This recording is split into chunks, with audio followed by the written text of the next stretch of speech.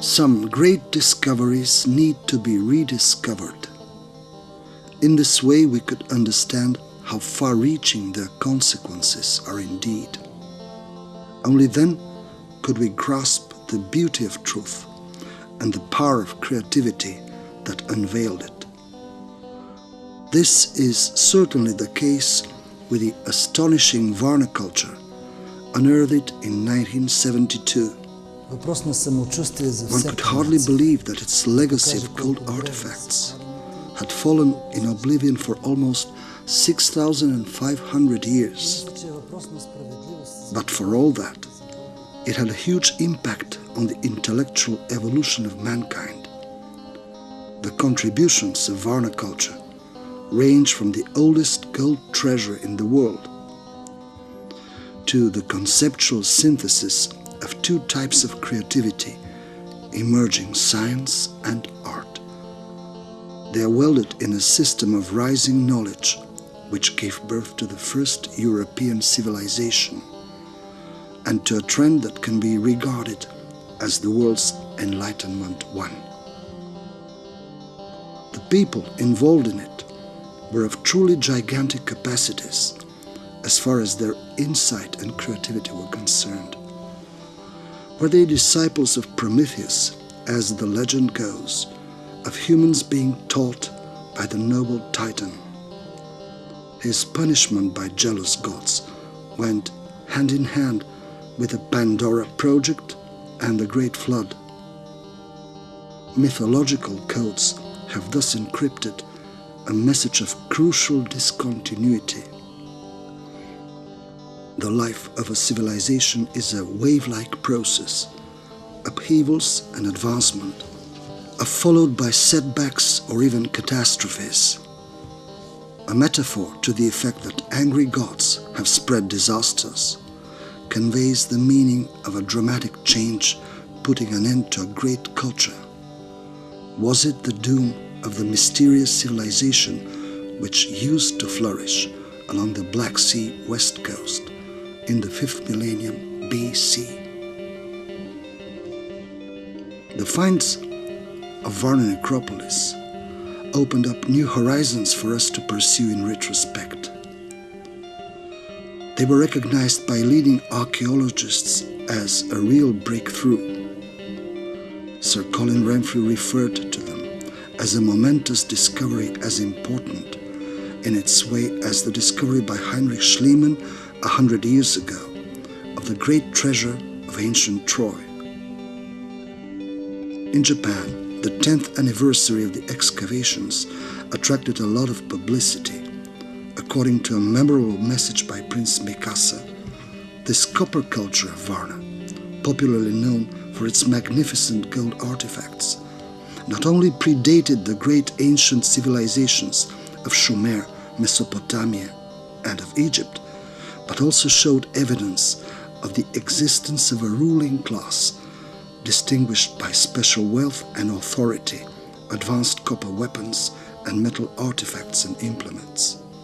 Social, economic, and technological data thus confirmed the discovery of a new civilization, making Varna the oldest civilization known to man. Perhaps even more significantly, it, unlike any other of the civilizations of the ancient continent, was shown to have clear and direct links with a preceding indigenous Neolithic culture. In his article, Ancient Bulgaria's Golden Treasures, the celebrated British archaeologist Sir Colin Renfrew has written, "The world's oldest treasure of gold, unearthed as recently as 1972, was not discovered in Sumer or Egypt. homes of the earliest known civilizations, the obvious places to expect such a momentous discovery. Nor did it come from pre-Columbian America, famous for the rich gold finds in Peru and Colombia. It was uncovered, much to everyone's astonishment, in northeastern Bulgaria near the attractive modern city of Varna, and it may well be more than 6,000 years old. The discovery of this oldest gold hoard seemed to confirm my own theory that prehistoric Bulgarians have invented metallurgy independent of earlier metal workers of the Near East. It also suggested that Bulgarians of 4000 BC had passed their gold-working skills to the superb goldsmiths of the Thracians, inhabitants of Bulgaria in the first millennium BC. The find was as important in its way as the discovery by Heinrich Schliemann 100 years ago of the great treasure of ancient Troy. For while the golden discoveries at Varna are not so elaborate as those at Troy, they are at least 1,500 years older and can surely be dated before 3,500 BC. Calibrated radiocarbon dating may well place them between 4,600 and 4,200 BC.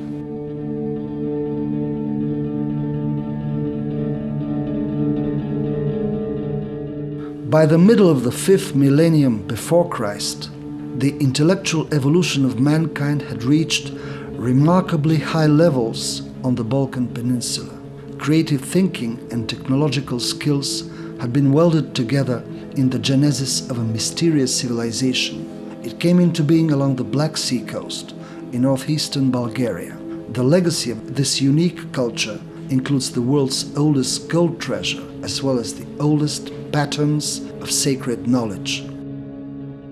A recent study published in Antiquity 81 in 2007 reveals new perspectives on the Varna cemetery, AMS dates and social implications. The research team of this new project has begun the precision radiocarbon dating of the super important Copper Age cemetery at Varna. These first dates show the cemetery in use from 4,560 to 4,450 before Christ, with the possibility that richer burials are earlier. It appears that a cognitive revolution had taken place along the northwestern Black Sea coast by the middle of the 5th millennium BC. Making a huge leap forward, knowledge started evolving in a proto-science, ahead of its time indeed, but with a huge potential for innovations. Hence the accent of our research is laid on the potential capacities of prehistoric intelligence. Human reason could bridge cultures and continents, paving the way for amazing future achievements. The far-reaching impact of sacred knowledge could be traced to some of the greatest projects in the past, like the Great Pyramid, for example. It was built 20 centuries after the Varna culture. Stonehenge, too, was erected almost 2,000 years after the world's oldest gold treasure had been buried in the necropolis by the Black Sea. Paradoxically, the huge monuments in Egypt and on the British Isles have something in common with the tiny gold artifacts from Aurolithic Varna. There is a certain correlation between them in terms of angles and proportions. Is it a matter of sacred geometry or of pragmatic design? The kinship between them goes beyond mere analogies and into the scope of what we call archaeometronics, precision measuring of artifacts within the framework of some systemic criteria. They reveal mathematical hunches and visual heuristics which belong to the inherent intelligence of prehistoric people. That was the reason why angles and proportions were so significant to them. Presently, they could help us revive lost knowledge about the first steps of scientific reason. It took precision measuring to build temples, steer sea vessels, and lead people to their survival. It was important not only to gaze at the stars above, but to carefully observe them for the purposes of navigation, astronomy, or the timing of agricultural activities. The incredible precision of prehistoric people encourages us to believe that they could have been equally precise in matters of measurement. Archaeometronics, therefore, seems a plausible approach to the reconstruction of their productive thinking. The related archaeologics of creativity could incorporate the results of precise measuring and the mathematical hunches that come hand in hand with it. Anyway, it would not be fair to underestimate the intelligence of Copper Age thinkers only because their technologies were primitive. It is only natural to conclude that Varna culture should not be viewed just as a regional phenomenon. We believe it to be the first European civilization. Its legacy includes astonishing gold artifacts, over 3,100 tokens. The right angle is of particular prominence in the bull-shaped figurines. It appears that the bull had been a sacred animal for the Varna civilization too. So were the Apis bulls in the civilization of ancient Egypt 2 millennia later. This is probably the best place to grab the bull by the horns. In contrast to the images and figurines of Apis, the Varna bulls bear markings which denote angular and numerical ratios. Numbers are represented by multiple dots, ornamental convex forms along the contour of the objects.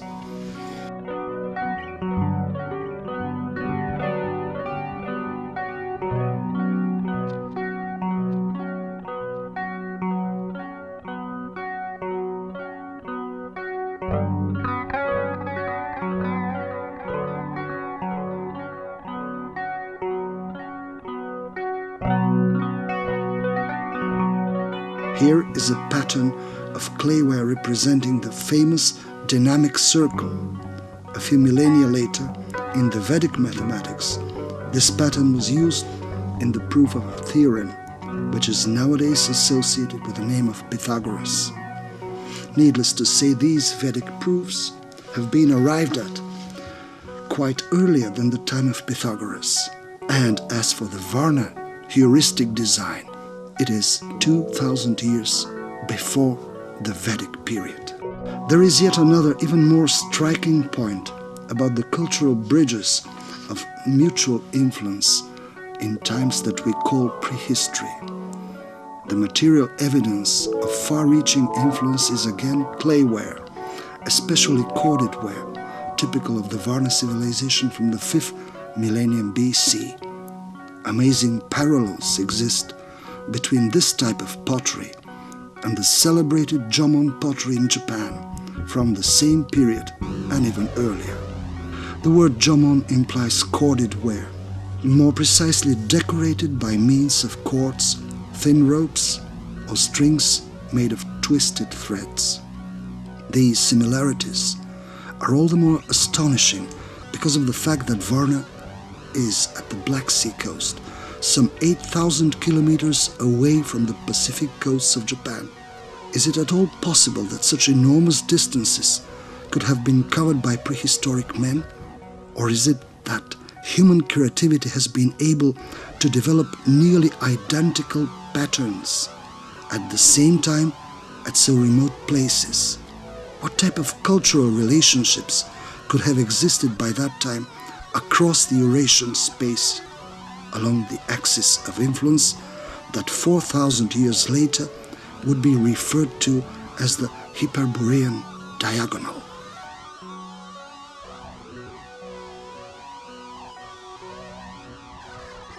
In the shape of the two gold bulls, or the design of the gold-plated pottery bowl, one could grasp a divine proportion. The Fibonacci sequence, which goes with a golden ratio, is represented by means of dots on the surface of the two gold bulls or by chords corresponding to the lines on the surface of the bowl, which is convex. This makes it possible to use them as gold standards for the purpose of measurement, for example, in calibrating navigation equipment or in azimuth plotting. These first standards are remarkably small in size, but nevertheless, they are amazingly informative, implementing the conceptual synthesis of proto-science and art. The term proto here signifies very remote past, not by any means showing neglect or lack of esteem for primeval creativity. On the contrary, the finds from Varna seem to belong to a highly developed race of humans, whom we cannot even think of calling primitive. If it had not been for the miniature dimensions of their instruments, we might consider these people to be the legendary race of the Titans. According to myths, Prometheus of the Titans was the first to have given essential knowledge to the following generations of humans. Maybe we should take mythology more seriously. Were the Titans indeed the most advanced Copper Age people, capable of teaching others? Was their golden civilization terminated by a catastrophe, a memory of which persisted in myths as the synonym of a worldwide tragedy? Has their sacred knowledge given birth to the first European Enlightenment? Are its incredible gold standards and proportions, in fact the lessons of a noble mind, truly gigantic in terms of intelligence, not of body size?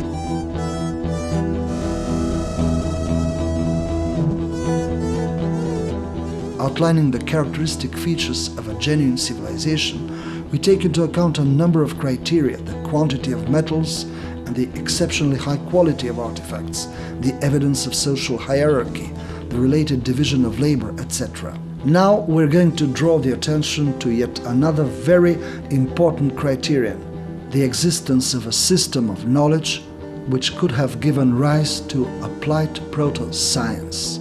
The Varna civilization meets the latter requirement, while no other culture before it satisfies this criterion. Of course, there were some other cultural centers of the same age, which also had impressive contributions as regards pieces of art. But from the angle of scientific contents of artifacts, Varna was unique in the whole Neolithic world. Maybe it is high time we got rid of condescending attitudes in regard to the thinking capacities of Stone Age men. Some 300 generations ago, they managed to survive in harsher conditions with very limited resources. But there was the self-reproductive resource of knowledge available to them even at that time. And the power of intuition was there for them too. Prehistoric people made proper use of both to cope with the difficulties of a rogue world and a relatively primitive society. They deserve respect for their struggle and appreciation of their intelligence.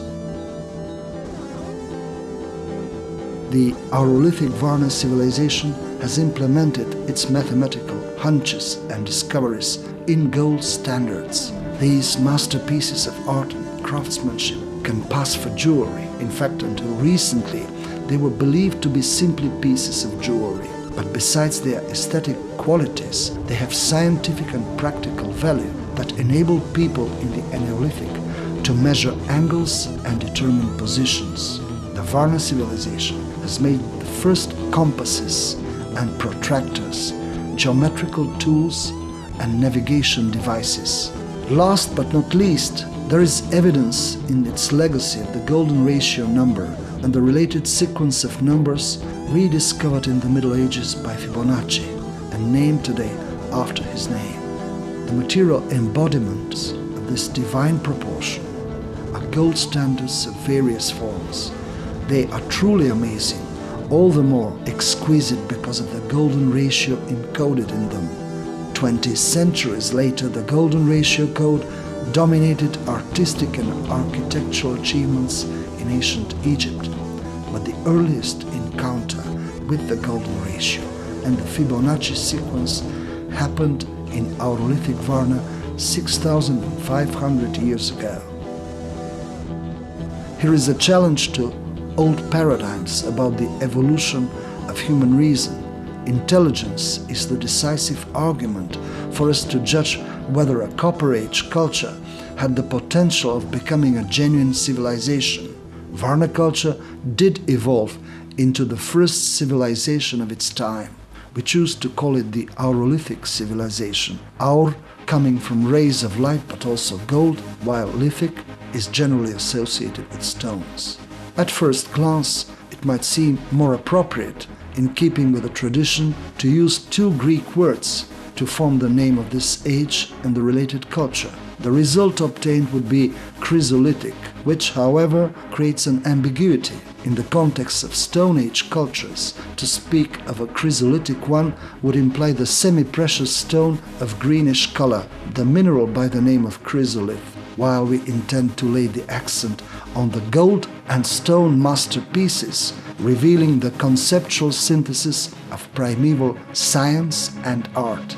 Within the framework of Copper Age cultures, there was one unique gold and stone civilization, the Aurolithic civilization, born on the Balkan Peninsula, the first capital of which used to be Varna.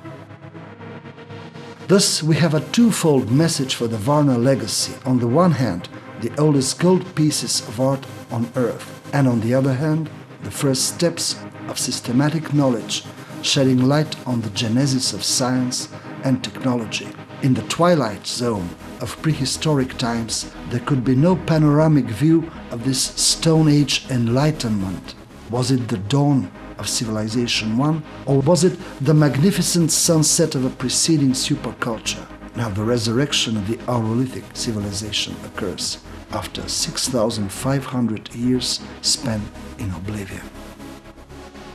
We hope that its lost knowledge could be reinvented with the help of its proper gold standards and proportions. Varna may turn out to be the cradle of civilized Europe, home to a genuine prehistoric renaissance.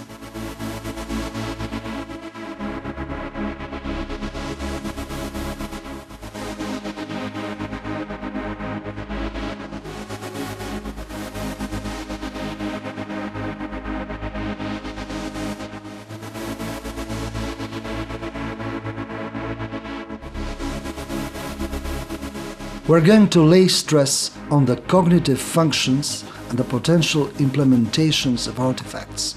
To us, they are by far more than pieces of art.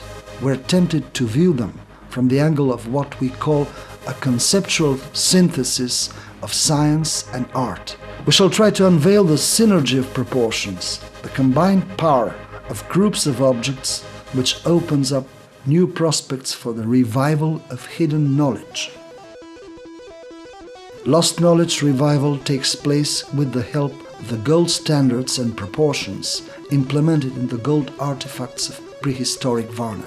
The measuring functions of some artifacts reveal the primeval elegance of newborn science and art. Reinventing these functions, we could grasp how beauty and truth have been synthesized in the genesis of sacred knowledge. Our research is focused precisely on these links. They reveal the evolution of intelligence, hence we are trying to view Varna culture from the angle of future developments. This is a kind of future in the past relating to the archaeologics of thinking and creativity. It bridges Neolithic times and the epoch of antiquity, promoting geometry and astronomy as the beginning of applied science. The finds from Varna are not merely pieces of art, they are also handmade models of concepts and proportions. There is a system of knowledge encoded in the shape of artifacts and their potential functions. Due to it, prehistoric men achieved incredible results in the precise measuring of angles distances, and proportions. Later on, this would prove of decisive importance in the building of sacred monuments such as the pyramids or Stonehenge. We have been able to trace some heuristic links between the gold standards of Neolithic Varna and the huge stone monuments built 2,000 years later. As a result of the rise of primeval intelligence, a new group of people emerged. It was capable of performing specialized cognitive functions, which gradually became an essential part of social steering. Rule and power depended to an ever-increasing extent on knowledge. In order to perform these functions, competence was required. Authority was based on know-how. For instance, in navigation, global positioning, arable land measuring, martial strategy and tactics. The accumulation of knowledge went hand in hand with the emergence of intelligentsia in its capacity as the subject of new cognitive functions. Ruslan Kostov, president of the Bulgarian Mineralogical Society, and his team have drawn our attention to the correlation between carnelian and gold beads as far as weight is concerned. Hundreds of them have been studied by these authors who arrive at the conclusion that a marked propensity for miniaturization is characteristic of Varna culture in general. For example, on the above picture is a barrel-shaped chalcedony carnelian bead with a gold microcylinder in the drilled hole. The dimensions are approximately 2 by 2 millimeters and the thickness is 0.2 millimeter. Lost knowledge revival starts with the very structure of artifacts and goes on by discovering their potential functions. Some of these objects turn out to be gold standards and tools, although they look like decorations. It might not be an exaggeration to consider them as measuring instruments in use by the oldest science.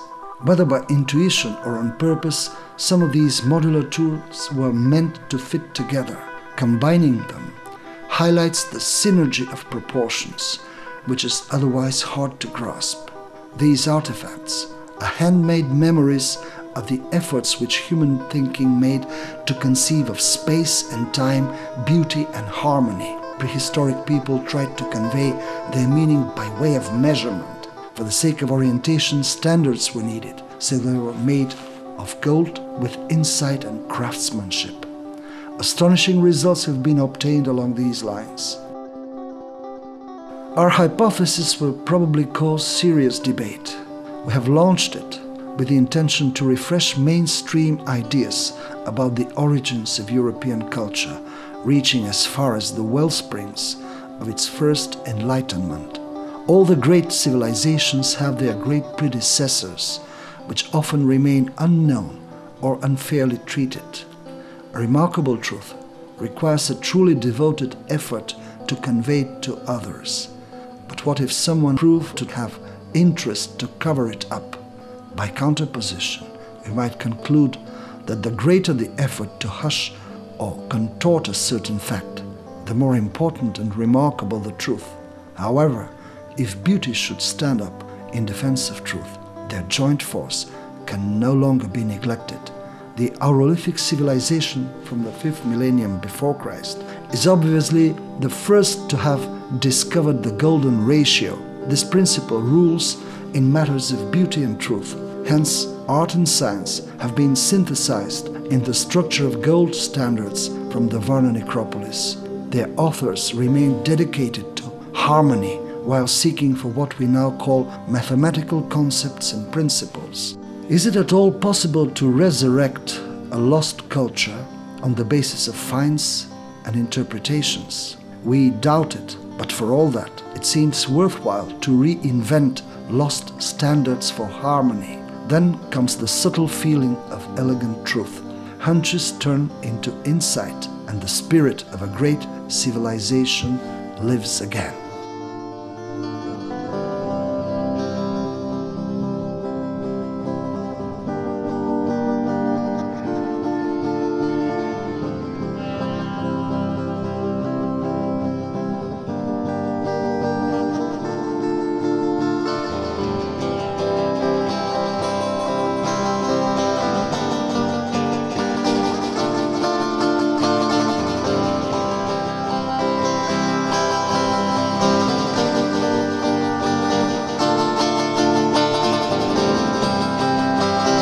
Thank you.